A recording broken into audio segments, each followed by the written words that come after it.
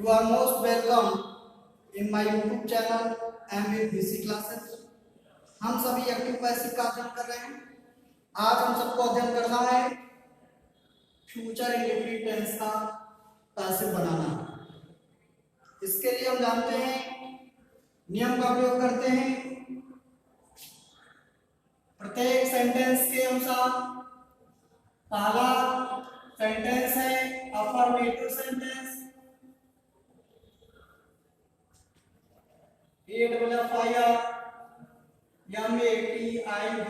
Affirmative sentence. Affirmative sentence के लिए हम रूल का प्रयोग करते हैं, जिसमें सबसे पहले सब्जेक्ट को रखते हैं। सब्जेक्ट के बाद इस टेंस का हेल्पिंग वर्ब क्या होता है? शैल होता है और विल होता है। शैल या विल में से कोई एक सब्जेक्ट, शैल या विल। फिर से इसके बाद बी का प्रयोग करते हैं, third form of the verb, फिर बाय और लास्ट में ऑब्जेक्ट का प्रयोग करते हैं।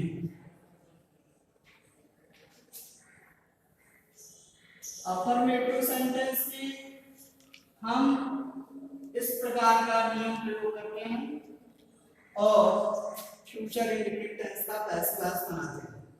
ध्यान रखेंगे, शैल का प्रयोग किसके लिए होता है? शैल का प्रयोग जो फर्स्ट पर्सन का प्रोनाउन होता है, जैसे आई, वी, उनके लिए होता है। विल का प्रयोग जो थर्ड पर्सन और सेकंड पर्सन के प्रोनाउन होते हैं, जैसे यू सेकंड पर्सन का प्रोनाउन, थर्ड पर्सन का प्रोनाउन में ही, सी, इट, दे, उनके लिए हम का प्रयोग करते हैं। इसके बाद बी का प्रयोग करते हैं, third form of the verb bye और ऑब्जेक्ट। अब उदाहरण से आपको स्पष्ट हो जाएगा, आपको समझ में आ जाएगा कि किस प्रकार से फ्यूचर इंडेफिनिट टेंस के अफर्मेटिव सेंटेंस का हम पैसिव वॉइस बनाते हैं। जैसे हम कहें शी विल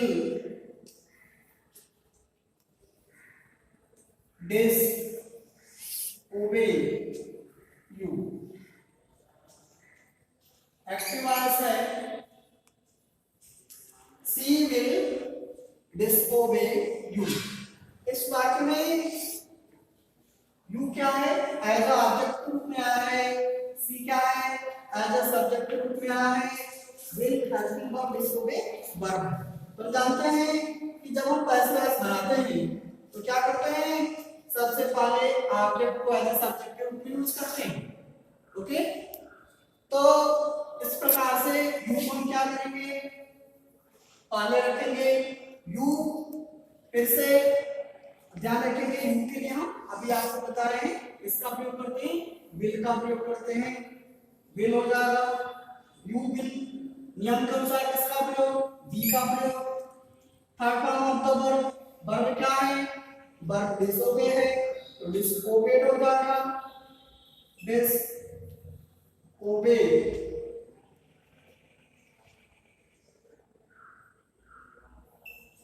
डिसओबे। फिर से क्या प्रयोग करेंगे? बाय का प्रयोग करेंगे नियम के अनुसार। फिर ऑब्जेक्ट का प्रयोग करेंगे, तो सी सब्जेक्टिव केस में है, इसका ऑब्जेक्टिव केस क्या हो जाएगा? हर हो जाएगा। इस प्रकार पैसिव वॉइस बन गया।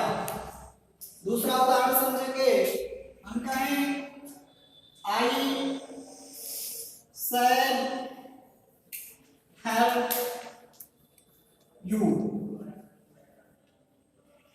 आई शैल हेल्प यू, इसका पैसिव बनाना है, एक्टिव वॉइस है। क्या करेंगे? यू को एज ए सब्जेक्ट के रूप में लिखेंगे यू के साथ किसका प्रयोग करेंगे? यहाँ आई के लिए शैल लगा है, यू के लिए क्या लगेगा? विल। यहाँ विल हो जाएगा यू विल। नियम के अनुसार भी यू विल बी। वर्ब क्या है? हेल्प है, इसका थर्ड फॉर्म क्या होता है? हेल्प होता है। हेल्प्ड, फिर क्या हो जाएगा, नियम के अनुसार बाई और आई का ऑब्जेक्टिव केस क्या होता है, मी। पैसिव वॉइस बन गया। और उदाहरण देखते हैं, हम कहें he will recall me, he will recall me। इस वाक्य में समझेंगे ऑब्जेक्ट कौन है, ऑब्जेक्ट मी है, इसका सब्जेक्टिव केस क्या होगा, आई होगा। आई, आई के लिए हम क्या प्रयोग करेंगे, फर्स्ट पर्सन का प्रोनाउन है, इसलिए हम शैल का प्रयोग करेंगे। तो आई शैल बी, वर्ब क्या है, रिकॉल है, जिसका मतलब क्या होता है, याद करना। तो आई शैल बी रिकॉर्ड हो जाएगा, रिकॉर्ड बाई, फिर क्या है, ही सब्जेक्ट, जिसका ऑब्जेक्टिव केस क्या होता है, ही होता है, full stop, passive voice complete होगा। अभी आपको फ्यूचर इंडेफिनिट टेंस का, अफर्मेटिव सेंटेंस का एक्टिव से पैसिव बनाना समझ में आ गया होगा। अब हम सीखते हैं अफर्मेटिव सेंटेंस के बाद दूसरे सेंटेंस का पैसिव बनाना, निगेटिव सेंटेंस का पैसिव बनाना कि नहीं आते हैं। ध्यान रखेंगे आप इन्हें अपने नोट्स में व्यवस्थित रूप से उतार लेंगे, नोट कर लेंगे, एक से दो बार आप इसे अध्ययन करेंगे, निश्चित रूप से आपको अच्छी तरह से एक्टिव से पैसिव बनाना आ जाएगा। दूसरा सेंटेंस है निगेटिव, निगेटिव सेंटेंस। हम जानते हैं निगेटिव सेंटेंस का एक्टिव से पैसिव कैसे बनाते हैं, ध्यान रखेंगे। सबसे पहले हम रूल में क्या प्रयोग करेंगे, सब्जेक्ट का प्रयोग करेंगे। सब्जेक्ट के बाद से निगेशन वर्ब क्या होता है, सब्जेक्ट के बाद से हेल्पिंग वर्ब आएगा विल और शैल, फिर निगेशन वर्ब क्या होता है, नॉट होता है, फिर be third form of the verb, फिर क्या हो जाएगा बाई, फिर ऑब्जेक्ट हो जाएगा। इस प्रकार से हम निगेटिव सेंटेंस का एक्टिव से पैसिव बनाते हैं। उदाहरण ध्यान देंगे, आपको समझ में आ जाएगा। हम कहें they will not, they will not abuse her। इस वाक्य में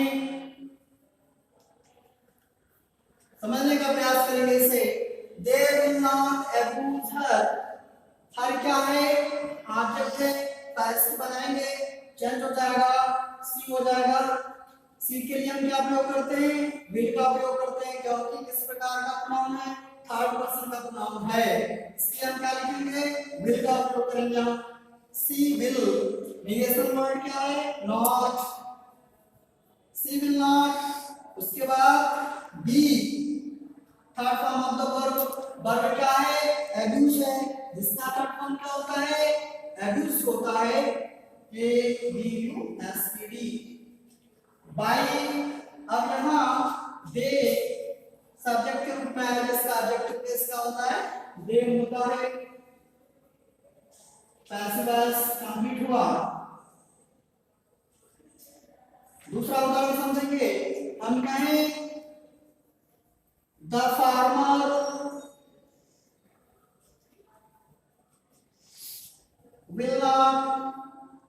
will not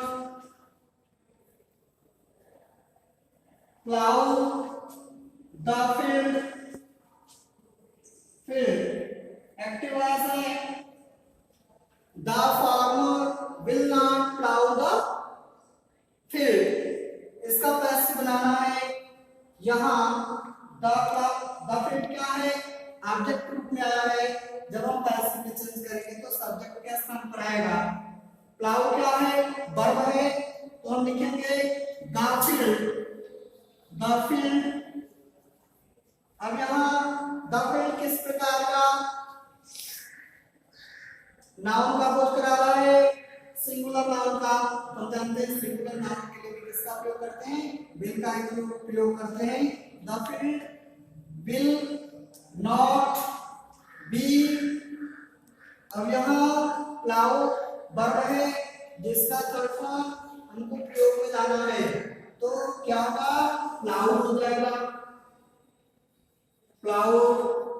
अब क्या बचा, ये फार्मर, परंतु इससे पहले क्या प्रयोग करना है, बाई, तो बाई लगाएंगे द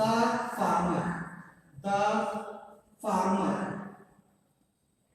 इस प्रकार से ये आपका पैसिव बन गया। अब एक उदाहरण और देखेंगे, हम कहें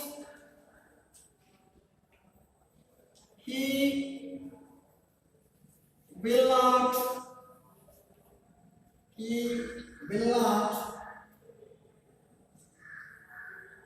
disturb me।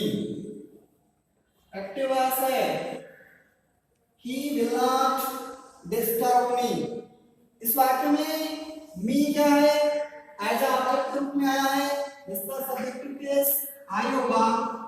आई के लिए क्या प्रयोग करेंगे, शैल का प्रयोग करेंगे। आई के लिए हम शैल का प्रयोग करेंगे, तो क्या हो जाएगा, आई शैल। उसके बाद से निम्न के अनुसार किसका प्रयोग होगा, नॉट का निगेशन वर्ड, क्योंकि वाक्य निगेटिव है इसलिए हम क्या प्रयोग करेंगे, नॉट का। I shall not be, I shall not be third form of the verb.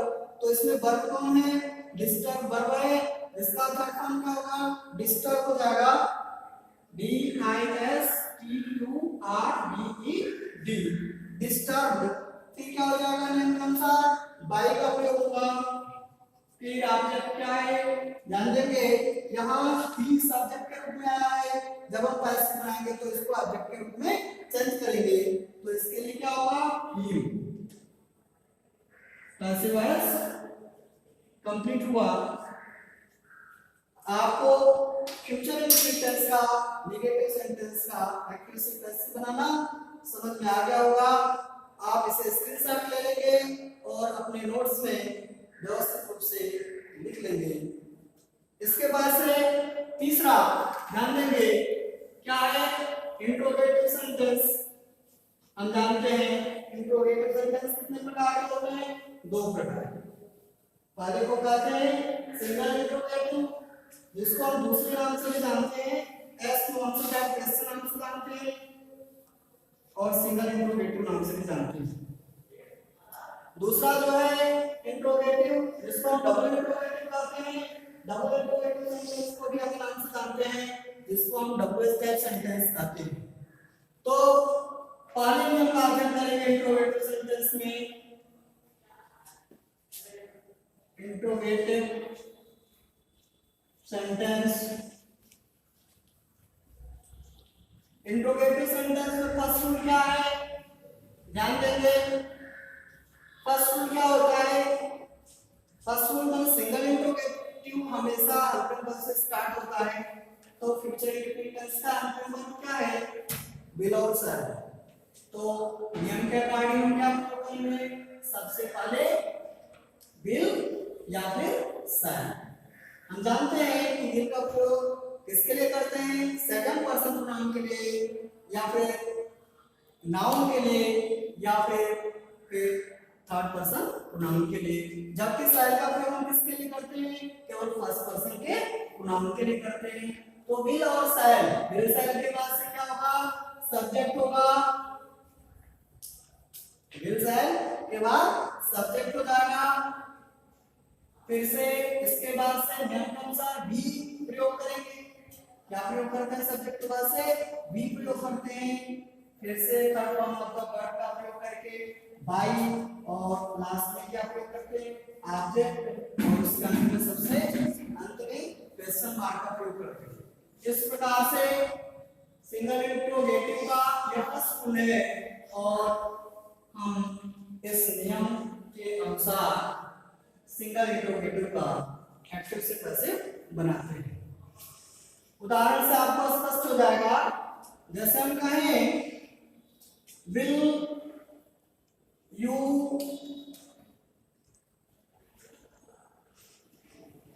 Learn your lesson, active voice है clear. Will you learn your lesson, समझेंगे, ध्यान देंगे। इस वाक्य में योर लेसन एज ऑब्जेक्ट के रूप में आया है, यहाँ यू एज अ सब्जेक्ट के रूप में आया है, जबकि लर्न वर्ब है और विल हेल्पिंग वर्ब। तो अभी हम आपको बताए हैं सिंगल इंट्रोगेटिव का हम एक्टिव से पैसिव इस नियम पर करते हैं जो कि यहाँ लिखा है बताया गया है। तो सबसे पहले ध्यान देने वाली बात यह है कि हम इसको देखते हैं ऑब्जेक्टिव केस को देखते हैं, एक्टिव वॉइस का ऑब्जेक्टिव केस देखते हैं वो किस पर्सन का है। पर्सन देखते हैं तो यहाँ योर लेसन किस पर्सन का, सेकंड पर्सन का। तो क्लियर हो जा रहा है सेकंड पर्सन के लिए क्या आएगा, विल का उपयोग होगा। इसलिए हम यहाँ क्या लिखेंगे, विल लिखेंगे पैसिव वॉइस में। अब योर लेसन हम जानते हैं इसमें कोई परिवर्तन नहीं होगा क्योंकि यह योर किस केस में है, पोसेसिव केस में है और पोसेसिव केस में किसी भी प्रकार का कोई परिवर्तन नहीं होता है। पैसिव वॉइस बनाते समय उसको ज्यों का त्यों उतार देते हैं। Your lesson will, your lesson, your lesson, फिर क्या होगा, अब इसके बाद नियम के अनुसार सब्जेक्ट लिखेंगे, सब्जेक्ट के बाद क्या आएगा, बी आएगा, बी का प्रयोग करेंगे। तो विल योर लेसन बी, यहाँ वर्ब क्या है, लर्न है, इसका थर्ड फॉर्म क्या होगा, लर्न, LEARN। इस प्रकार से ध्यान देंगे। फिर क्या बचा आपका नियम के अनुसार थर्ड फॉर्म अंदर वर्ब के बाद से बाई, फिर क्या है, ऑब्जेक्ट है तो बाई लिखेंगे, बाई के बाद से क्या हो जाएगा, ऑब्जेक्ट, ऑब्जेक्ट क्या है, यहाँ इस वर्ग का सब्जेक्ट यू है, ऑब्जेक्ट में भी यू रहता है, इसमें कोई परिवर्तन नहीं होता, क्वेश्चन मार्क। क्लियर है। दूसरा नियम देखेंगे, हम कहें सेल आई ओबे, ओबे एक्टिव वॉइस है, इसका हमको पैसिव बनाना है। क्या करेंगे, अब यहाँ देखेंगे ही क्या है, एज ऑब्जेक्टिव, ऑब्जेक्ट के रूप में प्रयोग किया गया है। क्लियर है। ऐसे हम क्या करेंगे, पैसिव इसको चेंज करेंगे, ही का क्या होगा, ही हो जाएगा। परंतु ध्यान रखेंगे अब यहाँ ही होगा तो ही के लिए क्या प्रयोग करेंगे, हम ही के लिए यहाँ स्टार का प्रयोग नहीं करेंगे, विल का ही प्रयोग करेंगे। ही के लिए किसका प्रयोग होता है, विल का प्रयोग होता है। यहाँ आएगा विल, ही नियंत्रण भी। क्लियर है। फिर क्या होगा, इसके बाद से थर्ड फॉर्म मतलब क्या होगा, यहाँ वर्ब क्या है, ओबे है, ओबे का थर्ड फॉर्म मतलब क्या होता है, ओबे होता है, O B E Y D, obey. फिर क्या है, बाई, ओबे के बाद से क्या होगा, बाई, और यहाँ आई सब्जेक्ट है, एक्टिव वॉइस में है, इसको हम ऑब्जेक्ट में चेंज कर देंगे, क्या हो जाएगा, भी हो जाएगा, question mark. Passive voice complete हुआ। एक और देखेंगे, हम कहें will they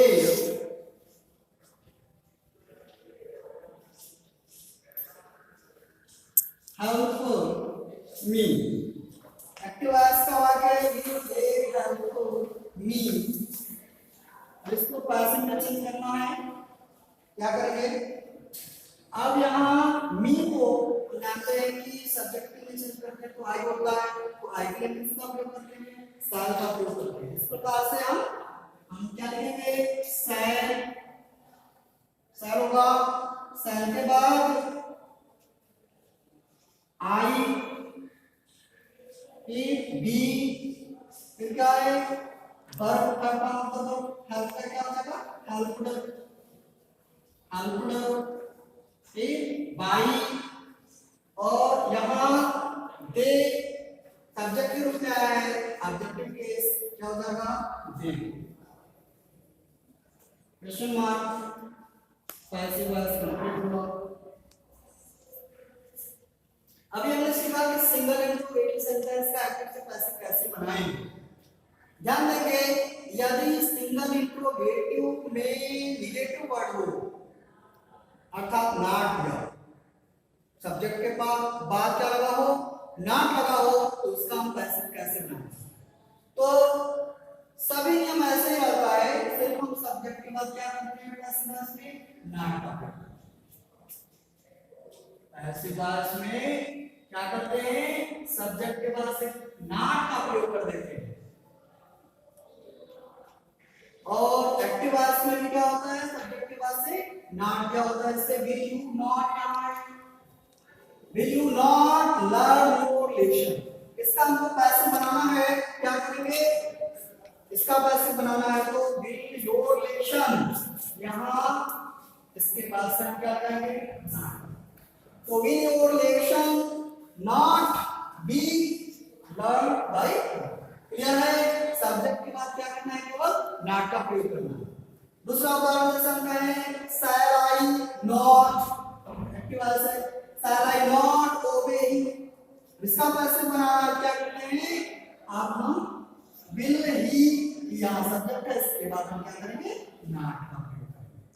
तो will he not be obeyed by मी।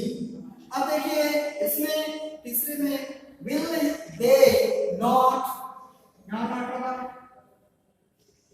तो will they not help me, क्या हो जाएगा, शैल आई, यहां आई सब्जेक्ट है, इसके बाद से नॉट लगाएंगे, shall I not be helped by me, clear है।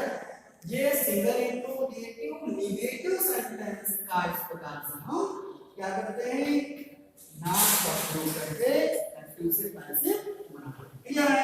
अब दूसरा इसका रूल क्या है इंट्रोगेटिव सेंटेंस का, उसको समझने का प्रयास करेंगे।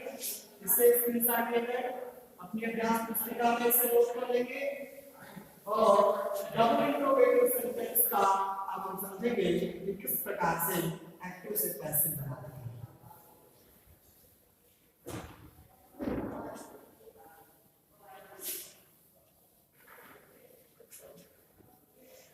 ध्यान देंगे,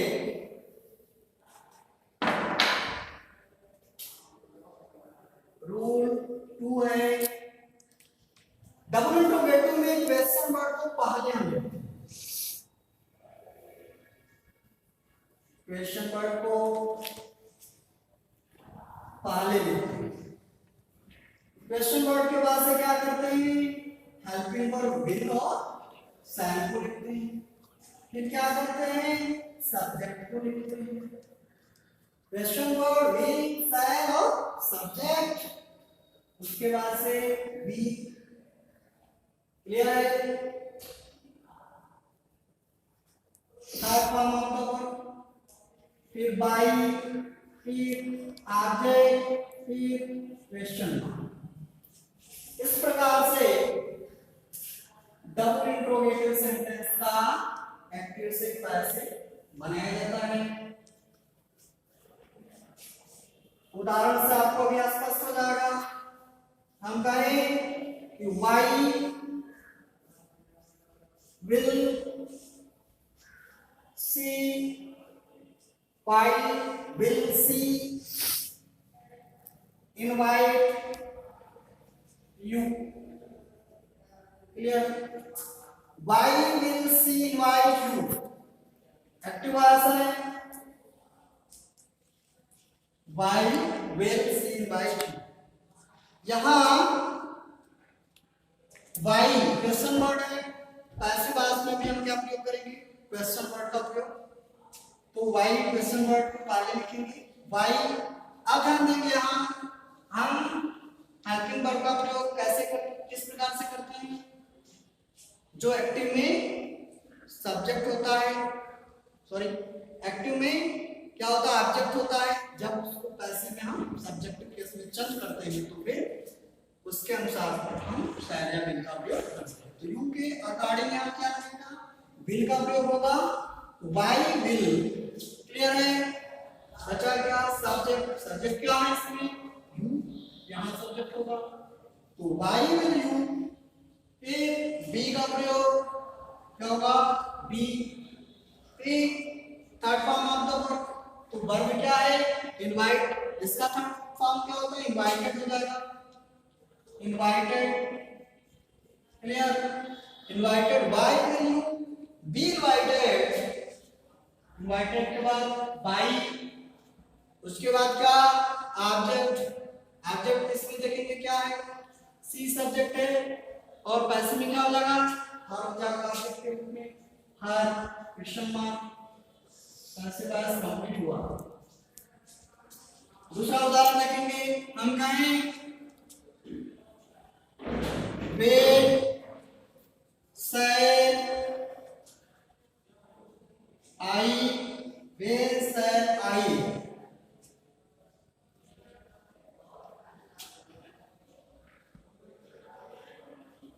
beat him. When shall I beat him? तो एक्टिव वॉइस है, when shall I beat him। अब यहाँ him ऑब्जेक्ट है, क्वेश्चन वर्ड when है, पैसिव में क्वेश्चन वर्ड को पहले लिखते हैं इस प्रकार से when। अब him के अनुसार क्या करेंगे, हम will का प्रयोग करेंगे, will। when will, फिर क्या है, सब्जेक्ट। सब्जेक्ट इसमें ही को चेंज करेंगे, क्या हो जाएगा, ही। when will he, फिर क्या है, be. Third form of the verb क्या है, यहाँ बीट वर्ब है, इसका थर्ड फॉर्म होगा बीटेन, बीटेन बाई। अब यहाँ आई सब्जेक्ट है एक्टिव वॉइस में, पैसिव वॉइस में इसका ऑब्जेक्ट हो जाएगा me, question mark, passive voice हो गया। एक चीज और ध्यान में रखेंगे कि क्वेश्चन वर्ड में हु यानी एक्टिव वॉइस में हु दिया होता है, जब हम पैसिव वॉइस उसका बनाते हैं तो उसको बाय हु में चेंज करते हैं। तो इस प्रकार से एक उदाहरण समझेंगे, हम कहें who will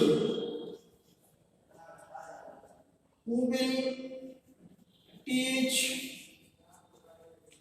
English, who will teach English। यहाँ इंग्लिश क्या है,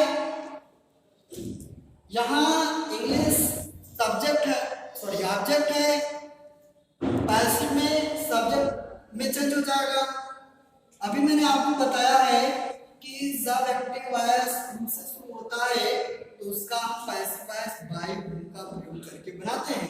इस प्रकार से यहाँ बाय हु पहले होगा, क्लियर है, बाय हु।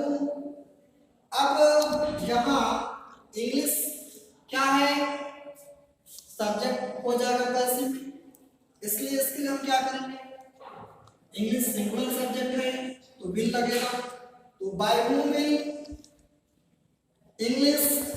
अब लिखेंगे इसके बाद सब्जेक्ट है इंग्लिश। अब क्या बचा, ये वर्ब जिसका थर्ड फॉर्म क्या होता है, टाट होता है, टाट। इसके बाद अब कुछ नहीं बचा है क्योंकि बाय का हमने पहले कर दिया है, तो bye whom will English taught. ये पैसिव वॉइस कंप्लीट हुआ।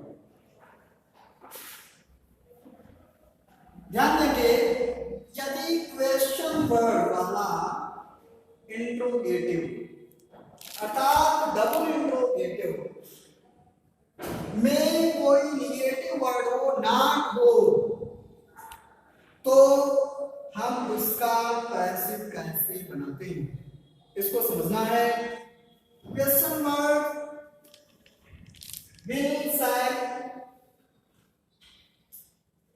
और यहां हम क्या करते हैं, सब्जेक्ट के बाद से नॉट का है, सब्जेक्ट के बाद से किसका, केवल सब्जेक्ट के बाद नॉट का प्रयोग करेंगे, शेष नियम पूर्ववत प्रयोग में लाएंगे।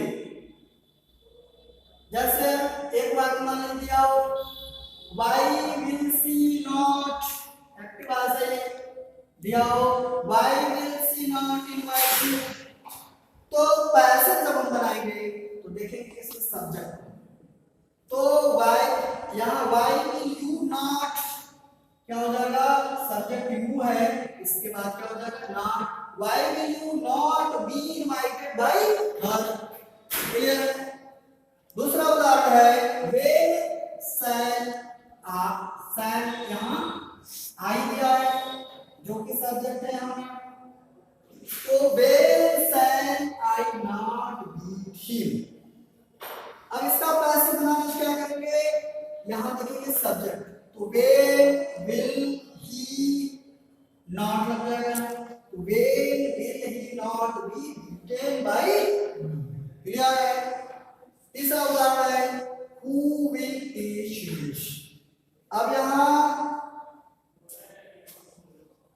not है तो who will not teach English, active आया है। अब इसका प्लस बनाना है, क्या करेंगे, by who will English, यहां सब्जेक्टिव क्या है तो क्या करेंगे, यहां not का प्रयोग करेंगे, तो by whom will English not, by whom English, by whom will English not be, यहां भी छूट गया था, यहां देखिए पैसिव वॉइस में यहां भी मिलेगा, तो not be taught, क्लियर है।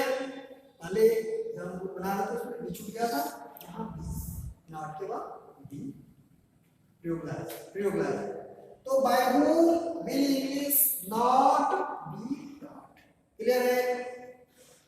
तो मुझे उम्मीद है आप सभी को फ्यूचर इंडेफिनिट टेंस का एक्टिव से पैसिव बनाना पूरी तरह से समझ में आ गया होगा। इस वीडियो को आप 1 से 2 बार देखेंगे तो निश्चित रूप से आपको पूरी तरह से जो भी कंफ्यूजन है वो दूर हो जाएगा और आप फ्यूचर इंडेफिनिट टेंस का एक्टिव से पैसिव बनाना समझ जाएंगे, बना सकेंगे और बोल भी सकेंगे। और यदि आपको ये वीडियो समझ में आया हो तो इसको लाइक करें और कमेंट करें तथा अपने मित्रों को शेयर करें। जो व्यूअर्स नए हैं इस वीडियो को सब्सक्राइब करें, चैनल को सब्सक्राइब करें ताकि आपको सभी नोटिफिकेशन मिलता रहे। आज के लिए बस इतना ही।